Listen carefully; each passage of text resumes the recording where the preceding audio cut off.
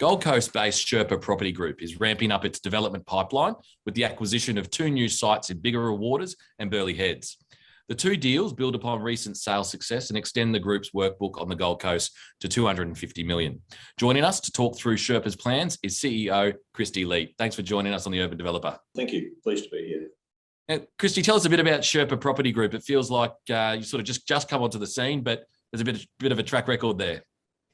Yeah, I guess like any iceberg, Adam, you have plenty underneath, a little bit on the top, I guess. So I moved to the Gold Coast in 2018 from the Whitsundays, which at the time I thought was probably the most extraordinary place to live, recreate and raise a family in the world, and moved to the Gold Coast and found that there may be somewhere at least equally as good, if not better. And it's just been a wonderful journey to get into the Gold Coast community, the Gold Coast marketplace, business area, and live and recreate here. It's been fantastic. And what's in the name? What's in the name Sherpa? There is something in the name. Just before I moved here, we were lucky enough to climb to base camp and understand the Nepalese experience. And I think what we do as developers is similar to what they do as tourist operators. And really, I think we do the heavy lifting for our customers, who are our buyers, in terms of delivering them a product that they probably wouldn't have been able to do themselves. So, I certainly couldn't have climbed to base camp without the help, the expertise and the assistance of the Sherpas. And, I think, perhaps what we're doing, people couldn't have got there themselves either. So we set the journey, we carry the bags, we keep them comfortable. They certainly participate in the journey, which is big from our company's point of view. We certainly want our buyers to participate and have their own customisation. And we just thought the synergies were good, and hence the name. Fantastic. And so what's been on the cards for Sherpa Property Group over the last couple of years? I come from the Whitsunday marketplace, and I guess my expertise there was more land development. So we started with a land subdivision and launched our estates brand. So we have an estates brand, and we've done a land subdivision at Burleigh Heights and one at Cabarita, settled the one at Cabarita early August, which was good. So had some cash flow in this month, which has been fantastic. And then we grew into, almost by mistake, a small lot subdivision mode. So sort of a bit of a niche on the Gold Coast marketplace, where we've been producing what we think are probably the ultimate house and land packages. So, beachfront or very, very beachside house and land packages, where you would normally see traditional medium density unit product being developed. We bought a small site, 1,000 square metres on the beachfront, and rather than building 10 apartments over 4 or 5 levels, we did 4 houses. But really, we applied for an application with council to do a 4-lot subdivision and partner with the builder. The buyers settled on our land, and then a building with the builder. So we did that, and then jumped into a 4,000 square metre site, and an extraordinary site right in Rainbow Bay, across the road from the beach, approved for 157 apartments, and did 16 houses and house and land packages. So it's a great model for us. And our last model, or our last brand, is the Perspective brand, which is apartment living on the beach and changing people's perspective on apartment living on the beach. So then all of that leads into a couple of new acquisitions that you've just made. One, as I said, in Biggera Waters, the other one in Burleigh. Just talk us through these two sites and why you've made the moves. I think when you get clear on what you're looking for and what the opportunities are, the moves sort of come to you. So both of those two things came to us. The beachfront market has been and continues to be fairly hot on the Gold Coast, so it gets harder and harder to find a site that's affordable and makes sense. So we started to explore new models, and someone that I take a lot of faith in on the case said you should be exploring a model on the western side of the highway.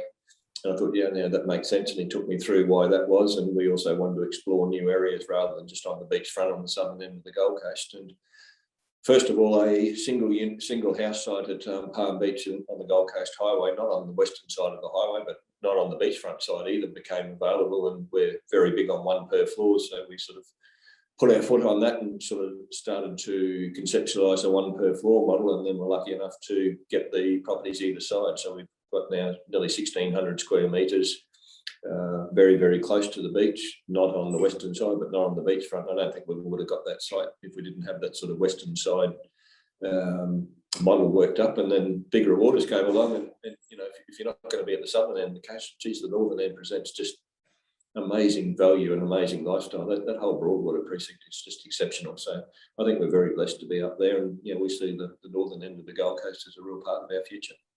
Now, the buyer demand on the Gold Coast you described as I think extraordinary. In your opinion, what's driving this? What have you seen across your buyers, and what's motivating the buying behaviour and the products and the projects that you're developing? Fundamentally on the Gold Coast, I think, like most areas, employment is really, really high. So there's some fundamentals that need to be in place for long-term growth. So even though we've got currently short-term activity, and isn't it fantastic activity? I think we've also got some really long-term fundamentals. So employment's very, very strong. Migration is exceptionally strong, and I don't think there's many people who don't think that migration will grow rather than detract. Interest rates are low, and yes, there'll be a little bit of movement there, but not market movement. And I think the other thing is there's availability of product. The banks are lending money, people are able to develop. And there is product available for people to act on. So I think when you put all of those earlier fundamentals together with the availability of product, you get buyers acting. Yeah. So how are your projects designed to capitalise on this demand? You spoke about one per floor and some housing. How are you designing your product? What makes it a bit different? The risk of being contentious, I don't think we're actually designing to capitalise on this demand. I think we're actually designing to give ourselves, and more importantly our buyers, tremendous value that irrespective of what happens in the marketplace, when it comes time for them to settle in a couple of years' time, that they're going to be delighted to settle. Because to be honest, at the moment, most things are selling. But as a developer, we're very interested in not only the selling process, we're highly interested in the delivery process, and to be self-centered, we're also interested in the settlement process. So I guess coming from Early Beach, which is a highly cyclical marketplace and high highs and low lows, and moving out Early Beach into the early 2018, which was still at the bottom of the low that started in 2007, I'm a pretty risk adverse sort of guy. So we don't want to. I don't want to bet my own dough. I don't want to bet the family house on every project we do. So whilst we design things to sell, we really design things to settle. So we start with, we've got 4 brand pillars, and one of those is less is more. So we really start with how can we underdevelop the site? Because I think a buyer would rather see less density on a site than more density on a site. And if we can do that, and if that works for us, it certainly works for the buyer. So 1 per floors generally work really, really well. And the small lot model where you're creating actually freehold blocks of land as opposed to a community title built form works really, really well. And then I guess I drive my architects mad in terms of design, because our quest is to have the most livable floor plans on the Gold Coast. And so we know construction costs are surging on the Gold Coast. How are you managing escalation, contractor risk, even getting projects to stack up? How are you doing so in such a inflationary environment? Properly, hopefully. But anyway, we'll see, I guess. Look, I think you've got to partner with your builder early. We use one builder, and if it's not an inappropriate thing to say, we use 5 Point, and we've used them from the start, and at this stage we'll continue to use them.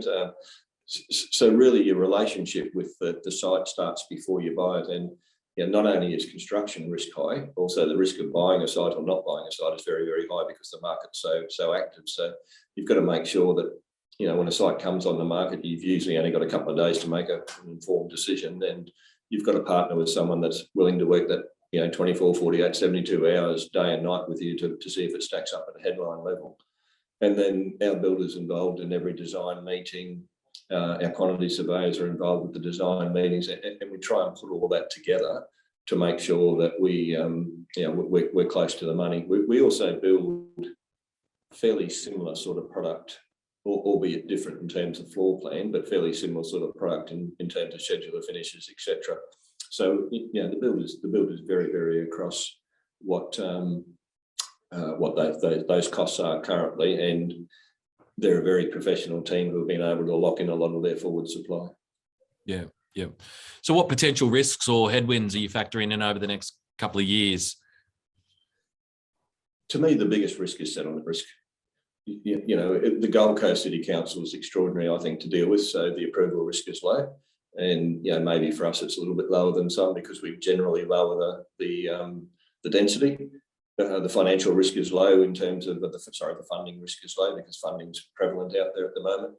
The construction risk is certainly medium to high. There's no doubt about that, and partnering with your builder. So, that really leaves the risk at the end that people are ready, willing and able and wanting to settle. So from our point of view, we cop a little bit of flack because many people think we sell under the market, but we've got 4 brand pillars. The one we mentioned in terms of less is more. Another one is tremendous buyer value when they sign the contract.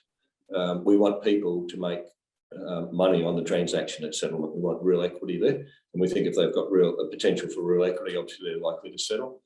And secondly, we highly encourage customisation. So we work with our buyers, and our builders have been great in doing this, as have our architects, in terms of customising the property to their exact needs and tastes. So a high degree of emotional involvement, which coupled with great value will hopefully lead them to settlement at the end. What's your appetite for further acquisitions? We'll only do a site if it fits our 4 brand pillars. So I think, someone challenged me the other day on what your growth plan, our growth plan is. I think our growth plan is we'll do as much as possible of the things that make sense in terms of our 3 master brands and our 4 brand pillars. So should a site come along that match those, I think we'll do that every day of the week. Should a site come along that doesn't meet that, but might be tremendous value, we're probably not as inclined. Some of my biggest property mentors know what they do really, really well, and not only do they know that, they have the strength to say no to everything else that doesn't really fit their model. They're interested in it, but they're happy to say no. So for us, it's probably about what we're going to say no to rather than yes to. We wish you all the very, very best. It sounds like you got some fantastic projects there, and we wish you all the best. Thank you. Appreciate it. Really do. Thank you.